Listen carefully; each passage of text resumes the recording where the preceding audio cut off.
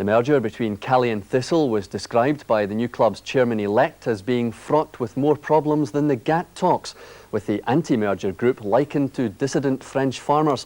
All's well now, though, and all 5 clubs will hear on January 13th, which 2 have been successful. The courtship of Inverness Cally and Inverness Thistle has been a rocky one, but the marriage is now complete, with vows being exchanged this week and the married name finally selected. If Caledonian Thistle fail to impress enough clubs to vote them into the league, the marriage will be dissolved and maiden names retaken.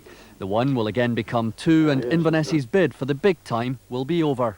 I don't want to count our chickens before they're hatched, but if Inverness doesn't get or looked well upon, I'd be extremely disappointed. In fact, I could jump off the Kingston Bridge, I think.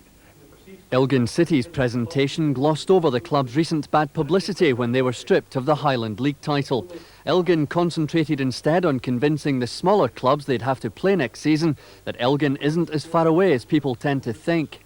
With the travelling and the A9 and the travelling infrastructure now, this is no longer the case. Elgin is only 3 hours from the Central Belt and most clubs in the Scottish Football League. We have 3 players who travel weekly to play for Elgin City Football Club. It is very, very easy now. Ross County were the 3rd Highland League team on trial today, with Gretna and Gala Fairydean flying the flag for the south. Gala were the only one of the 5 to make a formal presentation to the media, as well as the club representatives. There's an area in Gala Shields and the Central Borders that quite honestly is crying out for senior football. Gordon, is the standard good enough? Yes, it is, and it's improving all the time, and hopefully by this time next year, if we're a league team, we'll have the team in place. The league clubs will reconvene on January 13th, when 2 of the 5 applicants will be elected.